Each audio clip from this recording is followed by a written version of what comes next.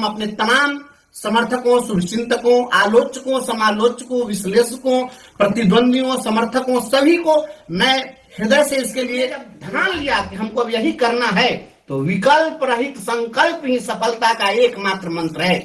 आपको करना है डू और डाई, करेंगे तो यही करेंगे, जिएंगे तो इसी के लिए, मरेंगे तो इसी के लिए, सोएंगे तो इसी के लिए, जगेंगे तो इसी के लिए। यह निष्ठा और यह संकल्प अपने आप को अधिनायकवादी समझते हैं, इस राज्य के भाग्य विधाता समझते और चीफ मिनिस्टर से ऊपर समझते हैं। याद रखिएगा, अगर आप इन चीजों से बाज नहीं आए तो आपके सारे कुकृत्यों को लेकर के और हम जाएंगे कोर्ट में और जेल भेजवाने का। लगातार मैं केवल और केवल एक सूत्री काम में लगा हूं कि किस प्रकार से जो हमारी लड़ाई है वह लड़ाई मंजिल मुकाम को पहुंचे और शिक्षकों की जीत हो। इसके लिए आज भी दिन भर अधिवक्ताओं से राय मशविरा, कागज पत्र इकट्ठा करना, इसी काम में हम लगे रहे। तो अपने शिक्षक साथियों को बस हम यही केवल कहना चाहते हैं, संदेश देना चाहते हैं। सबसे पहले तो हम अपने तमाम समर्थकों, शुभचिंतकों, आलोचकों, समालोचकों, विश्लेषकों, प्रतिद्वंदियों, समर्थकों सभी को मैं हृदय से इसके लिए धन्यवाद देता हूं, आभार प्रकट करता हूं, जिन्होंने सोशल मीडिया के माध्यम से हमारे जन्मदिन पर शुभकामनाएं प्रेषित की है और लोगों ने हमारे लिए विशेष भेजे। तो हम इन तमाम साथियों को पहले मैं इसके लिए धन्यवाद देता हूं, आभार प्रकट करता हूं अपने सभी साथियों के प्रति। और मैं यह कहना चाहता हूं कि आज हमारा जन्मदिन है। आज अपने जन्मदिन को मैंने अपने कर्म क्षेत्र में बिताने का निश्चय किया था और लगातार दिन भर केवल आपके काम में मैं लगा रहा हूं। और 13 तारीख को हमारी लड़ाई है, उस लड़ाई के लिए जो कुछ भी करना है, जो इंतजाम करने हैं, हम उसमें लगे हुए हैं। तो किसी साथी को विचलित होने की जरूरत नहीं है। आज हमारे बहुत सारे साथी फोन किए हैं, लगातार कर रहे हैं कि सर क्या होगा, कहीं नौकरी पर तो कोई संकट नहीं हो जाएगा। एक भी किसी शिक्षक की नौकरी जाने वाली नहीं है, किसी को घबराने की जरूरत नहीं है। आज जो हालात बने हुए हैं, आपके घबराहट के कारण हालात बने हैं, कभी भी घबराना नहीं चाहिए। देखिए, मैं एक उदाहरण देना चाहता हूं शेर और हिरण का। शेर जो होता है जंगल का राजा होता है और हिरण जो होता है वह भी अपने आप में जंगल का एक सबसे बड़ा, उसको धावक कह सकते हैं कि वह उससे ज्यादा तेज कोई नहीं चल सकता। शेर कभी हिरण से ज्यादा तेज नहीं चलता है, लेकिन इसके बावजूद शेर हिरण को पकड़ लेता है। उसका कारण यही होता है कि शेर जब दौड़ता है तो केवल और केवल अपने शिकार को पकड़ने के लिए दौड़ता है और हिरण जब अपने बचाव में दौड़ता है तो कुछ तेजी के साथ वो बढ़ता है और पीछे मुड़कर फिर देखता है कि शेर हमारे पास तो नहीं आ गया। पीछे मुड़ कर कभी नहीं देखना चाहिए। जीत तय करनी है तो शेर की चाल चलो, शेर की दौड़ को दौड़ो, कभी हिरण के दौर में मत फंसना मेरे साथी। तेजी के साथ आप उत्साह से दौड़ते तो हो, लेकिन पीछे मुड़ के देखते हो कहीं हम हार तो नहीं जाएंगे। इसी कारण से हम घबराते हैं। हम यही संदेश देना चाहते हैं कि हमने जब ठान लिया कि हमको अब यही करना है, तो विकल्प रहित संकल्प ही सफलता का एकमात्र मंत्र है। आपको करना है डू और डाई, करेंगे तो यही करेंगे, जिएंगे तो इसी के लिए, मरेंगे तो इसी के लिए, सोएंगे तो इसी के लिए, जगेंगे तो इसी के लिए। यह निष्ठा और यह संकल्प होना चाहिए। हमने संकल्प लिया है, उस संकल्प को पूरा करने के लिए हम चल पड़े हैं अपने कारवा को लेकर, अपने अभियान को लेकर। तो हम पीछे नहीं, हमने तो बार बार कहा है यह नील नदी की धारा है, सूझता अनुकूल किनारा है, ले लील भले ही धार, मुझे लौटना नहीं स्वीकार मुझे। रण क्षेत्र में जब चल दिया तो चल दिया। इसलिए आप जान लीजिए इस लड़ाई को आप जीतेंगे। मजबूती के साथ हम लड़ रहे हैं, किसी को चिंता करने की कोई जरूरत नहीं है। हमारे लड़ाई में बहुत सारे फैक्ट्स हैं, अपने पक्ष में तर्क है, कानून है, हम जीतेंगे इस लड़ाई को। इसलिए कोई साथी घबरा नहीं, यूनाइटेड रहें, एकीकृत रहें।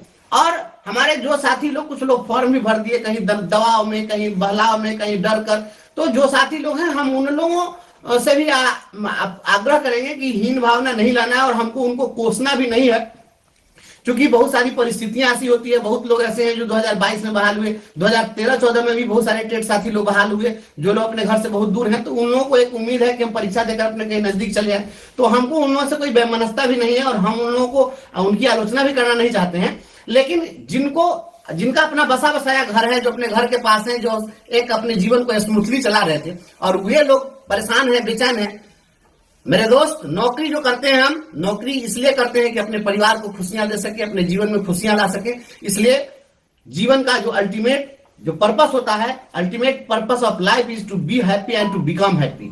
जीवन का अंतिम उद्देश्य जो होता है वह व्यक्ति को खुश होने के लिए और खुश करने के लिए। हम अपनी खुशियों की कीमत पर नौकरी पसंद नहीं करेंगे, अपनी खुशियों के लिए नौकरी करेंगे, खुशियों की कीमत पर नौकरी नहीं करेंगे। इसलिए सभी साथी एकीकृत रहिए, हम इस जंग को जीतेंगे। आप विश्वास बनाए रखिए, हिरन की दौड़ नहीं दौड़ना है, शेर की दौड़ दौड़ना है, यही संदेश देना चाहिए। बिहार में जो विधानसभा की स्थिति है और देश में जिस तरह से लोकसभा और विधानसभा और जो संवैधानिक व्यवस्था है, ये विधायिका की जो स्थिति बन गई है, उस पर क्या कर सकते हैं? उस पर तो हम केवल यही कहेंगे कि अदम गोंडवी ने कहा था कि जहां हाथ से हो बात उसे ग्राम सभा कहते हैं। अब जो विधायिका की स्थिति बनी हुई है, तो उसमें यही स्थिति बन गई है इस लोकतांत्रिक व्यवस्था में कि जहां हाथ से हो बात उसे ग्राम सभा कहते हैं और जहां लात से हो बात उसे विधानसभा कहते हैं। जहां एक बोले सब सुने शोक सभा कहते हैं और जहां सब बोले कोई न सुने उसको लोकसभा कहते हैं। बस यही स्थिति रह गई है। हम यही कहना चाहेंगे, लोकतंत्र लोक लज्जा से चलता है, लेकिन जहां पर लोक लज्जा समाप्त हो जाए वहां पर लोकतंत्र नहीं चल सकता है। लोकतंत्र की परिकल्पना जो हमारे पूर्वजों ने की थी, आज उस तरह से लोकतंत्र उनकी परिकल्पना पर नहीं चल रहा है। जिस राज्य का मुख्यमंत्री सदन में कुछ बोलता हो और उसका जो कह रहा हो वह इंप्लीमेंट नहीं होता हो, तो वह चिंतनीय है और यह शर्मनाक है। ऐसे मुख्यमंत्री को जाके गंगा जी में डूब के जल समाधि ले लेना चाहिए। जिस राज्य के मुखिया की बात वहां का एक अधिकारी नहीं मान रहा है, जिस राज्य के मुख्यमंत्री पर एक पदाधिकारी भारी पड़ रहा है, तो यह तो मुख्यमंत्री को चुल्लू भर पानी में जाके डूब के मर जाना चाहिए।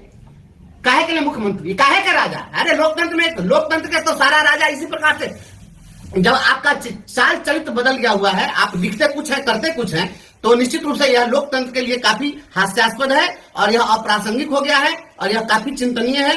यह हम लोग कोई भी जो लड़ाई लड़ रहे हैं, वह लड़ाई लड़ने का यही होता है कि आप लोकतांत्रिक व्यवस्था में आप सड़क पर लड़ते हैं, सदन में लड़ते हैं, न्यायालय में लड़ते हैं। सड़क पर हमने लड़ाई लड़ी, लड़ाई इसलिए लड़ी जाती है कि आवाज हमारी वहां तक पहुंच जाए, हमारी आवाज पहुंची। सदन में लड़ाई होती है कि हमारी जो ग्रीवांसेज, हमारे जो बात है, वो सारी बातें जो है पहुंच जाए राजा तक सारी बातें पहुंचा दी गई। राजा ने वहां कहा हमको तो मालूम ही नहीं था, आप लोग बताते ना, तो सब जब बताए तो काहे नहीं आप किए? तब बोले कि हाँ अब हो जाएगा, आपकी बात को कोई नहीं सुना। तो ऐसे राजा को क्या कहते हैं? हमको तो लगता है कि उनको वो तो हर क्षण बात भूल जा रहे हैं, उनको मेमोरी लॉस की स्थिति हो गई हुई है। और मेमोरी लॉस जिसका हो जाएगा वो कैसे राज चलाएगा? इसलिए यह बहुत ही दुखद है, चिंतनीय है। लेकिन एक फोरम अभी हमारा बचा है, वह है हमारा संविधानिक फोरम, और संवैधानिक फोरम में हमारा जुडिशरी का फोरम है। जुडिशरी के फोरम में हम अपनी बात रखेंगे और वहां से हमें न्याय मिलेगा। इसलिए हम ये बिहार के जो राजनीति में जिस तरीके से जो चल रहा है, गवर्नर कुछ कर रहे हैं, अधिकारी कुछ कर रहा है, चीफ मिनिस्टर कुछ कर रहे हैं, मंत्री कुछ कर रहे हैं, तो अब एकमात्र रास्ता हमारे पास न्यायपालिका का है। हम उस लड़ाई से वो वहीं पर लड़ेंगे और निश्चित रूप से जीतेंगे, उससे ऊपर कुछ नहीं है।